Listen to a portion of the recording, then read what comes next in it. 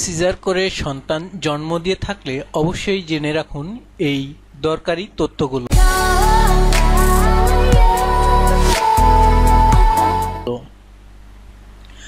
প্রাকৃতিক উপায়ে সন্তান জন্ম দেওয়ার পরিবর্তে বর্তমানে সিজারের আধিক্যই বেশি, কিন্তু সিজারের পর কি হয় তার ব্যাপারে অনেকেই স্পষ্ট ধারণা নেই। জেনে নিন সিজার করানোর ব্যাপারে দরকারি কিছু তথ্য। সিজার করে সন্তান জন্ম দিলে 4 দিনের মতো হাসপাতালে থাকতে হয়। অনেক মাই জানেন না যে সিজার করানোর পরে যৌনাঙ্গ থেকে রক্তপাত হয়, তবে এই রক্তপাতের পরিমাণ হবে সীমিত। সিজারের পর খুব বেশি রক্তপাত, অতিরিক্ত দুর্গন্ধ এবং গাঢ় রঙের রক্ত যাচ্ছে কিনা সে ব্যাপারে লক্ষ্য রাখতে হবে, কারণ এগুলো ইনফেকশনের লক্ষণ। সিজারের পর মাকে ভিটামিন এ খাওয়ানো হয়, তা খাওয়ানো হচ্ছে কিনা এ ব্যাপারে মা এবং তার পরিবারকে সতর্ক থাকতে হবে। সিজার করানোর পরে আরেকটি সমস্যা মেয়েদের ভুগতে দেখা যায়, তা হলো পরের দিন পা ফুলে যাওয়া। এক্ষেত্রে ঘুমানোর সময়ে বা শুয়ে থাকার সময়ে পায়ের নিচে বালিশ দিয়ে পা একটু উঁচু করে রাখতে হবে, তাহলে পা ফোলা কমে যাবে। সিজারের পর অনেক মাই সন্তানকে বুকের দুধ খাওয়ান না। সিজার করানোর পর 3 দিনের মাঝে বুকের দুধ না খাওয়ালে এ সময়ে স্তনে চাকা চাকা অনুভূত হয় এবং ব্যথা হতে পারে। সমস্যার সমাধানে তোয়ালে গরম করে সেঁক দেওয়া যেতে পারে। এছাড়াও দুধ বাচ্চাকে না দিলেও বের করে ফেলে দিতে হবে বা রেখে দিতে হবে। সিজারের পর আরেকটি ব্যাপার যা অনেক মাই জানেন না, তা হলো বুকের দুধ ফিডারে রেখে খাওয়ানো। মায়ের দুধ ফিডারে করে ফ্রিজে রেখে দিলে তা বাচ্চাকে দেওয়া যাবে 12 ঘন্টা পর্যন্ত। ঠান্ডা দুধ তো অবশ্যই বাচ্চাকে দেওয়া যাবে না, কিন্তু এটা চুলায় ফুটিয়ে বা ওভেনে গরম করেও দেওয়া যাবে না।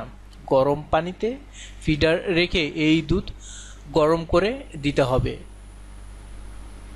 সিজার করার পরও আরও কিছু ব্যাপারে জেনে রাখা ভালো। ক্যাথেটার। সিজার করানোর পর একটি ক্যাথেটার ব্যবহার করা হতে পারে তার শরীরে। এটা শুধু প্রথম দিনেই রাখা হয়, পরের দিনে খুলে ফেলা হয়। সেলাইয়ের দাগ।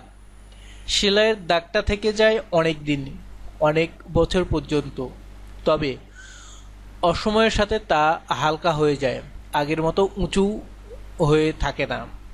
অপারেশনের পর এই কাটা দাগ শুকাতে দিতে হবে কমপক্ষে 6 সপ্তাহ।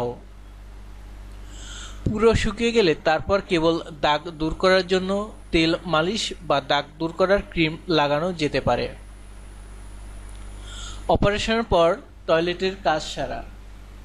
এটা বেশ বড়সড় একটা অপারেশন, সুতরাং অনেকেই এই অপারেশনের পর টয়লেটের কাজ সারতে ভয় পান। প্রচুর পরিমাণে পানি পান করতে হবে। প্রয়োজন হলে ডাক্তার কিছু ঔষধ দেবেন যা সহজে টয়লেটের কাজ সারতে সাহায্য করবে। হাঁটাচলা।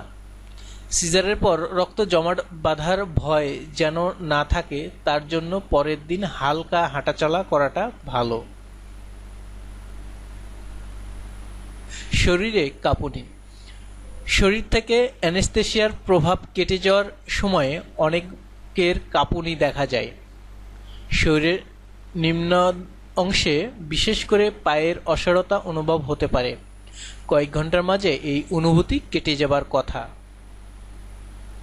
রক্তপাত। প্রাকৃতিকভাবে সন্তান জন্ম না দিলেও রক্তপাত হবেই।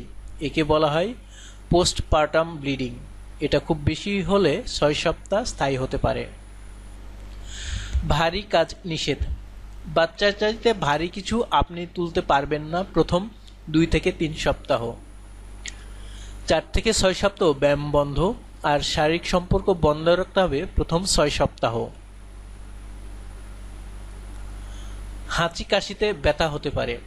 সার্জারির পর হাঁচি কাশি দিতে গেলে পেটে ব্যথা লাগতে পারে। এ সময়ে পেটের উপর বালিশ চেপে ধরে রাখলে ব্যথা কম হবে। অনেকেই এই সময়ে বেল্ট পরে থাকেন, এই বেল্টও ব্যথা কমাতে সহায়ক। প্রথম সপ্তাহে এই সমস্যা বেশি হবে, পরে কমে যাবে। আরও নতুন নতুন ভিডিও পেতে আমাদের সাথেই থাকুন। Please subscribe, like, share and comments hour video. ধন্যবাদ।